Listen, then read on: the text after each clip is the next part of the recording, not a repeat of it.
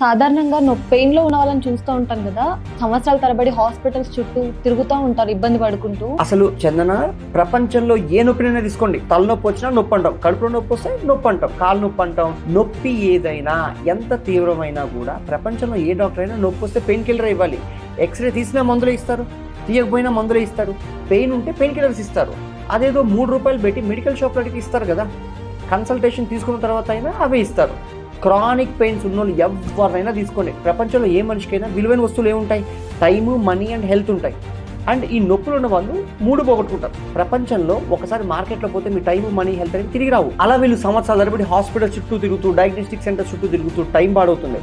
వెళ్ళిన చోటల్లా మందులని, టెస్ట్లని, కన్సల్టేషన్స్ అని డబ్బులు పాడవుతూ ఉంటాయి. పోనీ నొప్పి ఏమైనా తగ్గిందంటే అది లేదు, ఆరోగ్యం కూడా పాడవుతుంటుంది.